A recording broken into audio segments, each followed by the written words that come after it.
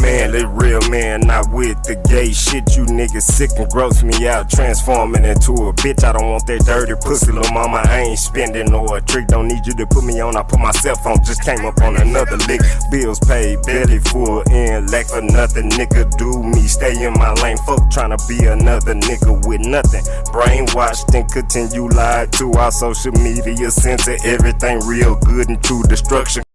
The film White Noise was released on Netflix in September of last year. It's about a train crashing, exploding, and burning toxic chemicals off into the atmosphere, creating a major health hazard for miles around, reflecting what just happened a few weeks ago in Ohio. White Noise was even filmed in the same area, just a few miles from Ground Zero in East Palestine.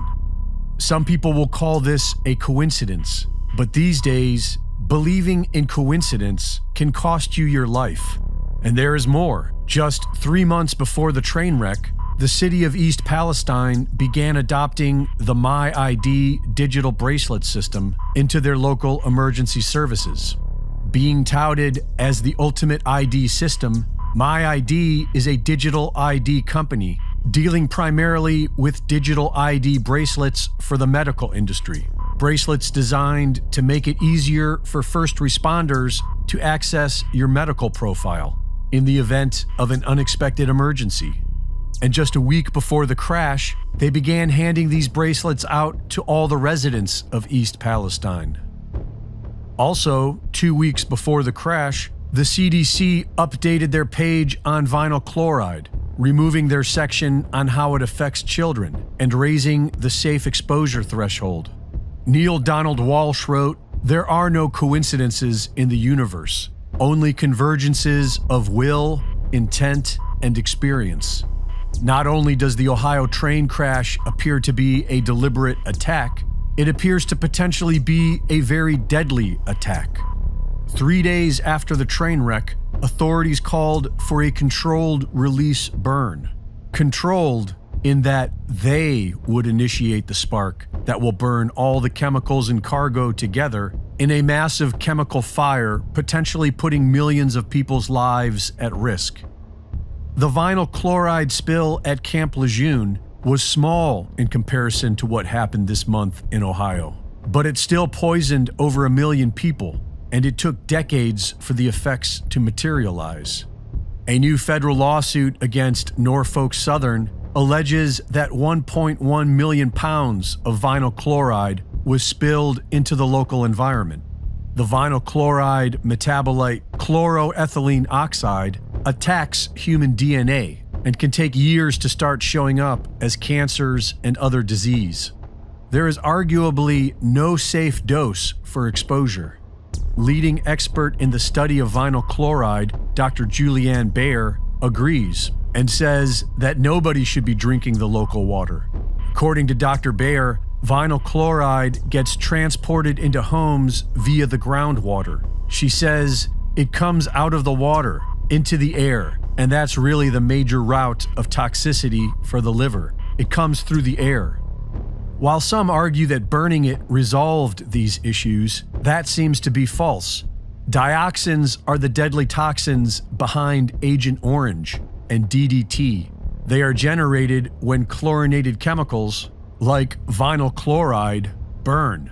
In fact, the exact reaction that happened in East Palestine when they decided to burn vinyl chloride and PVC pellets together was arguably the most efficient and deadly way of dispersing dioxins into the environment, and could equate to being one of the biggest chemical weapons attacks in history.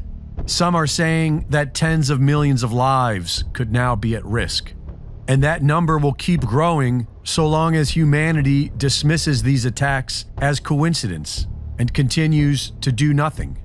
On February 9th, WHO Director Dr. Tedros revealed that there were, quote, several reports of mammals having been infected with H5N1 avian flu, commonly called the bird flu. Mammals such as minks, otters, foxes, and sea lions were said to have tested positive for the virus, reminding many of the discussions during early 2020 when COVID-19 was reported to originate at a market with a variety of live animals. The subtext here is that H5N1 is mutating and infecting more and more varieties of different animals aside from birds, and therefore the bird flu is growing more dangerous. However, according to the WHO's own statistics, there's only been one confirmed case of H5N1 for humans in the US, while Asia has had 240 lab-confirmed cases and 135 deaths, mainly in China, Vietnam, and Cambodia. But who knows if these confirmed case and death counts are even accurate? According to Tedros, quote, at this moment, WHO assesses the risk to humans as low, because we have only seen rare and non-sustained transmission of H5N1 to and between humans. But we cannot assume that will remain the case, and we must prepare for any change in the status quo. So is the bird flu the next pandemic, or just a false alarm? One thing we know for sure is that WHO is planning a future vaccine rollout for H5N1. Tedros also stated in his speech, quote, WHO is continuing to engage with manufacturers, meaning Big Pharma, to make sure that if needed, supplies of vaccines and antivirals would be available for global use. The same day WHO made their announcement of impending outbreak, the Biden administration proclaimed that bird flu vaccines for poultry are in the works. USDA spokesperson Mike Stepien said, quote, the decision to proceed with vaccination is complex and many factors must be considered before implementing a vaccination strategy, adding that the USDA is, quote, soliciting input from many different industry stakeholders that would be impacted. So while the US is testing H5N1 shots on birds, the WHO is working with big pharma companies to ensure vaccines would be available for human use worldwide in case of a pandemic scenario. In China,